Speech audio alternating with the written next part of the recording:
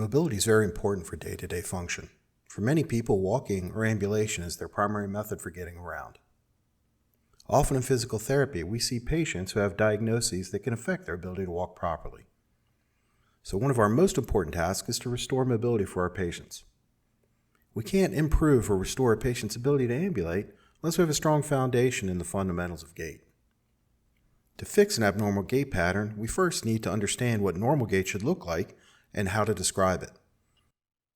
Using that strong foundation of information, we can then identify which components of gait are missing and the best methods we can use to restore proper mobility. So let's begin by taking a look at some of the most basic components of gait.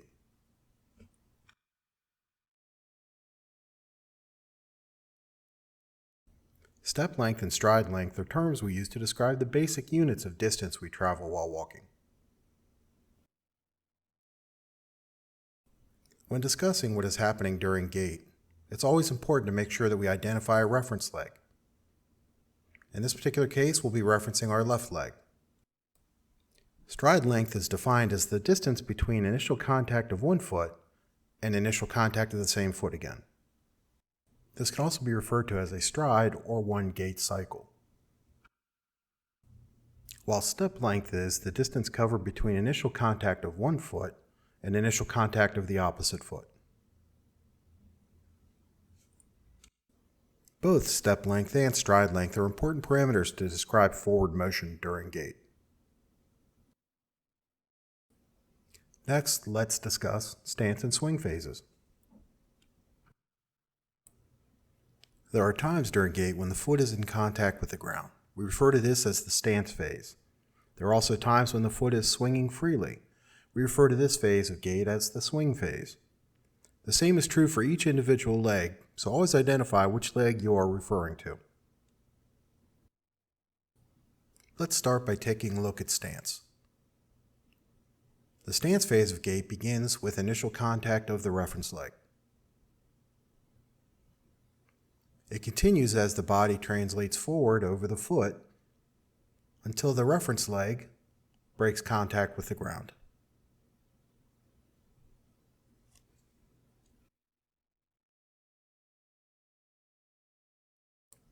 It's important to note that while one leg is swinging, the other leg is in stance, except for a brief period at the beginning and end of each stride. That's why when discussing any component of gait, it's always important to identify which leg is your reference leg. So our swing phase begins as our reference leg breaks contact with the ground. It continues as our foot swings forward and ends as our reference leg makes contact with the ground again. So here you can follow both legs as they travel through their stance phases and swing phases.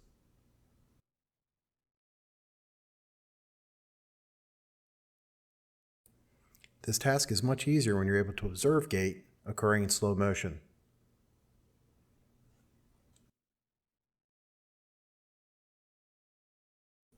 Of course, the challenge in physical therapy and working with patients is that often we don't have access to these resources.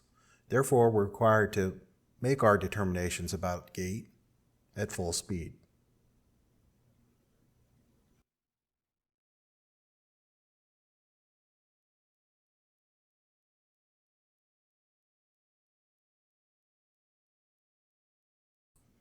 Now let's discuss single limb support and double limb support. During gait, there are times when both feet are in contact with the ground. We refer to these periods as double limb support. When only one foot is in contact with the ground, it's called single limb support. There are two different periods across each gait cycle of double limb support and single limb support.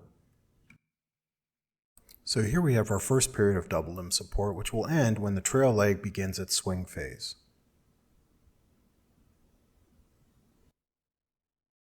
Our second period of double limb support begins when our swing leg makes contact with the ground. It will end when our trail leg again begins its swing phase. For a majority of our gait cycle, we're in single leg stance. That begins when our trail leg leaves the ground. So here we have a period of single limb support on the left leg.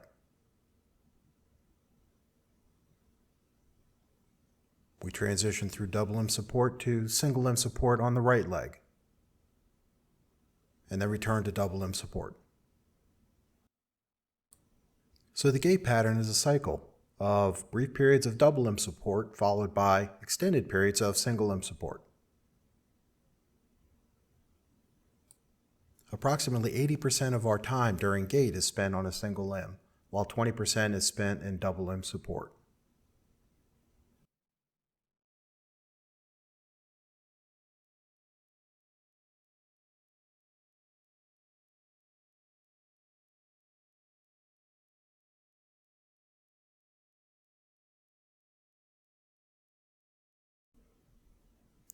Foot progression angle refers to the angular difference between the axis of the foot and the direction in which a person is walking. This angle can help identify anatomical impairments or anomalies that change how force is distributed through our lower extremities in our body during gait.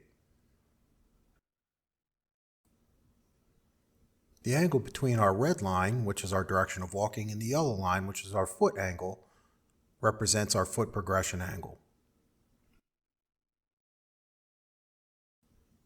It's important that we pay attention to the foot progression angle for both feet, as they may be different.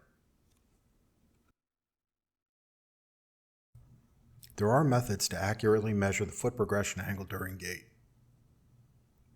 However, we are typically more concerned about significant deviations from the norm that are identified during observational gait analysis.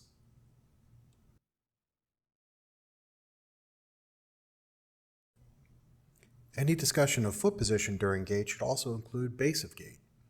Base of gait is defined as the distance between our feet during ambulation. The width of our base has an impact on determining how stable we are during gait. Typically, we make observations about base of gait by observing the distance between the feet from behind. When this distance is small, it's referred to as a narrow base of gait. Larger distances are equated with persons that have a wide base of gait.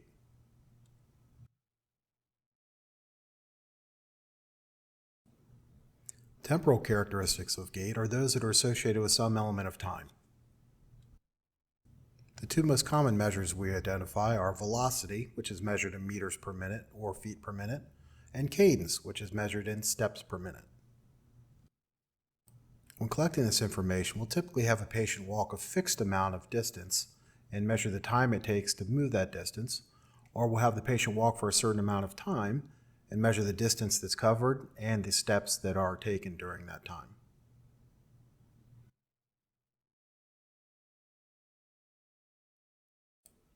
So in this video, we've introduced you to some of the fundamentals of gait, including step length and stride length, stance phase and swing phase, single and double limb support, foot progression angle and base of gait, and velocity and cadence. Hopefully, this foundation of terminology will prepare you to explore the gait pattern in greater detail.